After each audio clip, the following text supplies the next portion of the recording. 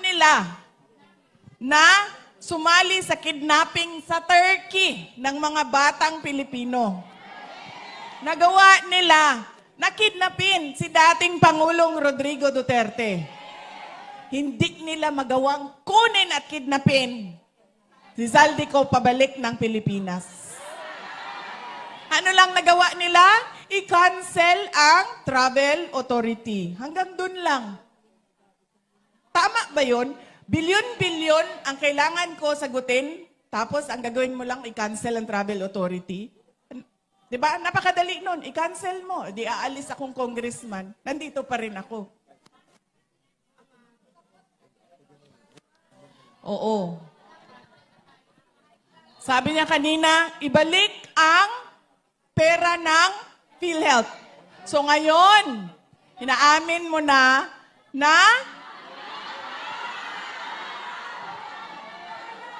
kasi hindi lang yon. Hindi ko alam kung nabanggit ni Attorney Vic Rodriguez, kukunin daw nila sa savings. Paano ka nagkaroon ng savings na wala ka pang declaration ng savings? Wala ka nga, nagkulang ka nga deficit ka nga paano ka nagkaroon ng savings?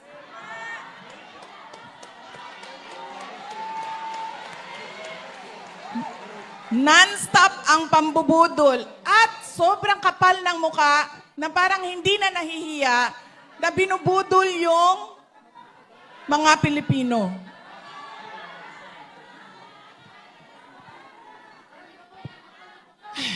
Simple lang to.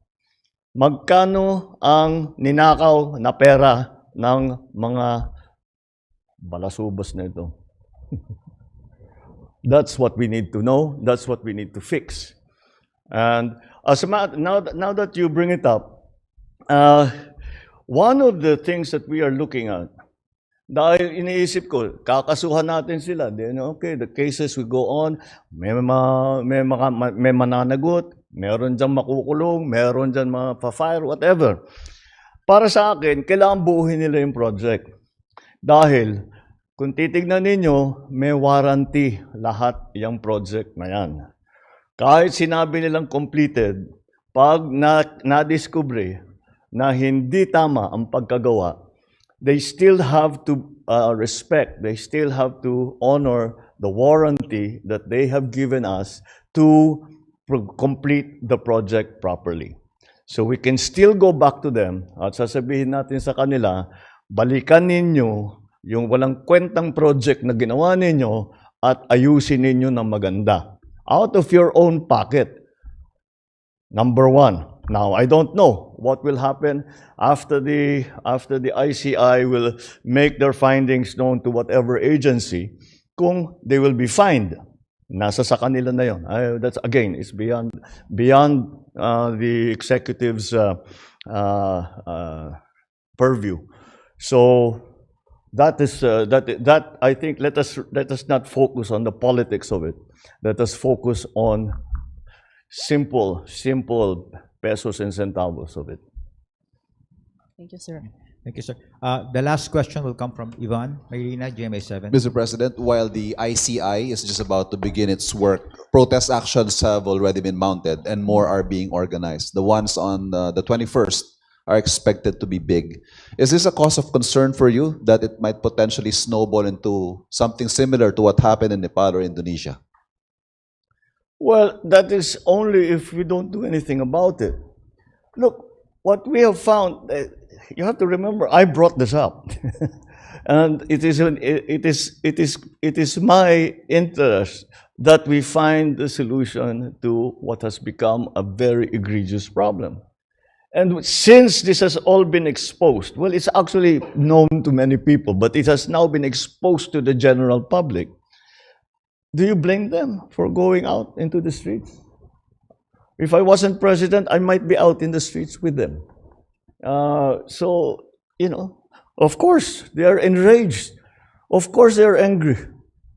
I'm angry. We should all be angry because what's happening is not right. So, yes, express it. You come, you make your feelings known to these people and make them answerable for the wrongdoings that they have done. Palaman ninyo ang sentimento, palaman ninyo kung paano nila kayo sinaktan, kung paano kayo ninakawan nitong mga ito. Palaman ninyo sa kanila, sigawan ninyo, lahat, gawin ninyo, mag-demonstrate. Just keep it peaceful. Kasi pagka hindi na peaceful, mahirap na yan. The police will have to do its duty to maintain peace and order. But to show that you are enraged, to show that you are angry, to show that you are disappointed, to show that you want justice, to show that you want fairness, what's wrong with that? I want to show that there's justice. I want to show that there is fairness. I want to hold these people accountable just like they do.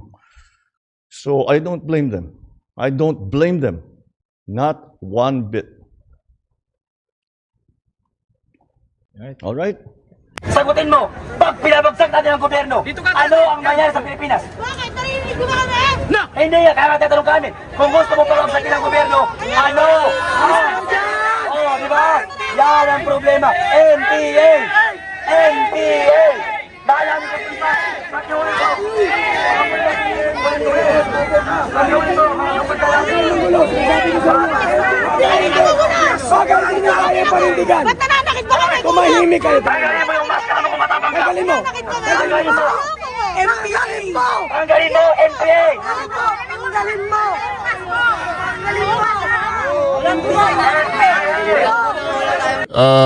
Nagkakagulo po ang mga Pilipino, mga kareaksyon. Habang si Tamba, habang yung mga magnanakaw sa Kongreso, ay nanonood sila at nag-i-enjoy. Nag-aaway-away ang mga Pilipino, nagrarally yung mga Pilipino dahil may kani-kanyang mga sinusundan o may kani-kanya silang mga agenda. Yung iba bayad, yung iba hindi bayad, yung iba may tama yung pinaglalaban, pero in the end of the day, napakasaya po nila sa palasyo, sa Kongreso, sa Senado, sa DPWH, sa mga kontraktor. Nag-aaway-away po sila sa kalsada habang yung mga magnanakaw ay nag-i-enjoy, nagta-travel-travel lang. Tingnan po ninyo. Sinagot lang ang question ng taong bayan. Wala tayong gulo, wala tayong... Walang mananakit, walang mananakit, walang mananakit. Wala po tayong mananakit. Pero wala tayong mananakit, walang mananakit. Walang mananakit.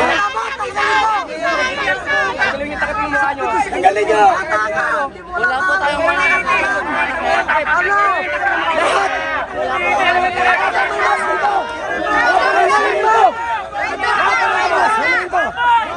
Baboy! Tanggalin mo ang mask mo! Magdebate tayo! O, tingnan nyo ha, nagkakagulo po ako, nalulungkot ako eh. Sila nagkakagulo, sinong tama at sinong mali. Habang yung mga magnanakaw ay nag-e-enjoy, ang taong bayan ay nagdidebate sa kalsada, sinong tama at sinong mali. Eh pare-pares lang naman silang ninakawan.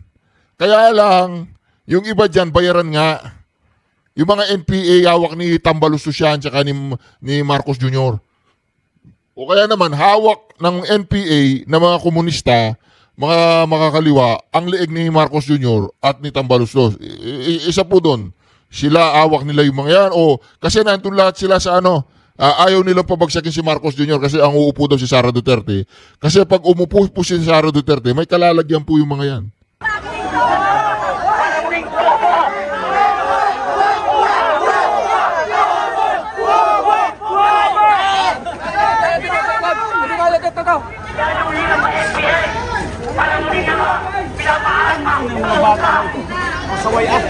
Ayan, oh. Alis siya ngayon.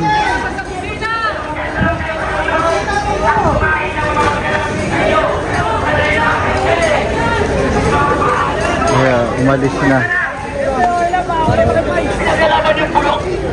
Balik sila ngayon, no? Bobo ka ba?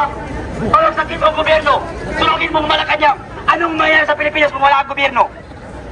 Bangag ka ba? Hindi ang gobyerno ang may problema. Ang nakaupo sa gobyerno ang may problema. Kaya tayo mga Pilipino, magkaisa tayo. Lalong-lalo na sa mga kabataan, kayo ay nag-aaral, huwag kayong magpaparecruit sa mga NPA. Gaya nino, Franz Castro, Renico pati si Raul Manuel na buwang, Gabriela. Ba't kayo sasama dyan? Kabataan Parilis, sigaw ng taong bayan, pabagsakin ng gobyerno. Bobo ka ba? Ang sabihin mo, sigaw ng taong bundok, pabagsakin ng gobyerno. Kayo lang naman ang may gustong pabagsakin ng gobyerno eh. Kaya kami nandito para alisin ang mga politiko na kurakot, hindi para pabagsakin ng gobyerno at saktan ang mga kapulisan. Maraming salamat mga kaibigan. Sana magkaisa tayo sa pagkakataon nito. Bakit? Lahat tayo biktima ng korupsyon sa ating bansa. Lahat tayo biktima. Kaya iisa lamang ang kinuha natin ito. Pabahay-bahin si BBM sa pwesto at itigil ang korupsyon. Iisa ang paninindigan natin. Iisa ang prinsipyo natin. Tayo ay kayumanggi at mga Pilipino. Marapat lamang na imbestigahan natin at pababain si Bongbong Marcos kung hindi na niya kaya ang pamumuno sa Pilipinas. Thank you.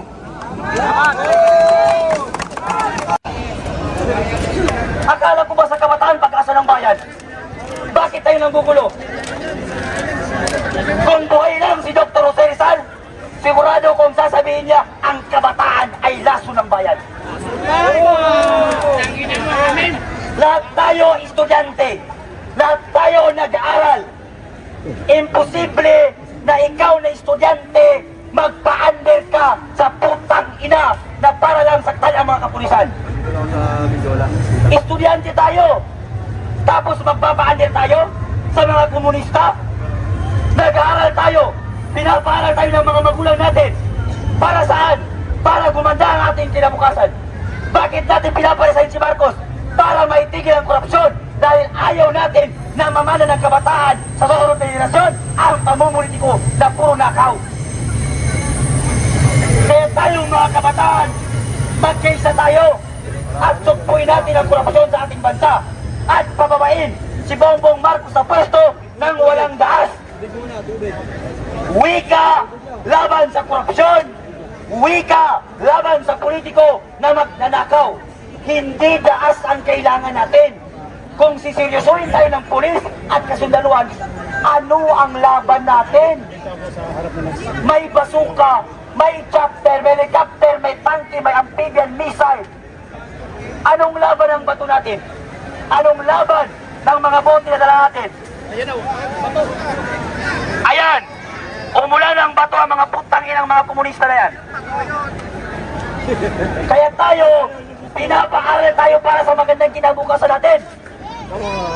Huwag tayong maging sunod-sunuran sa mga politiko na walang inisip kung hindi sariling interes lamang. Diba? Sabi ko sa inyo pag sineryoso tayo ng pulis, ubus tayo. Mag-isip-isip muna kayo bago kayo maging matapang-tapangan.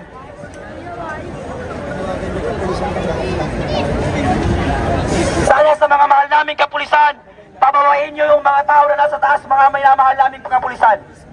Hinihingi po namin sa mga kapulisan natin na pababain nyo po ang mga pulis na nasa taas. Ay nasa taas ng mga tao. Pababain po natin mga sir, mga minamahal naming kapulisan. Pababain nyo po yung mga taong nasa taas.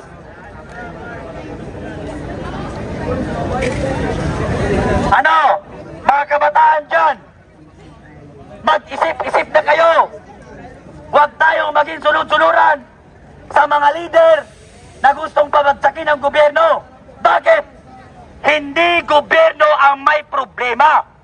Ang may problema, yung nakaupo sa gobyerno. Akala ko ba sa mga taga-UP Bright? Akala ko sa mga nag-aaral sa UP Bright? Bakit kayo nagpapahandle? Bakit kayo nagpaparecruit sa mga komunista para pabagsakin ang gobyerno?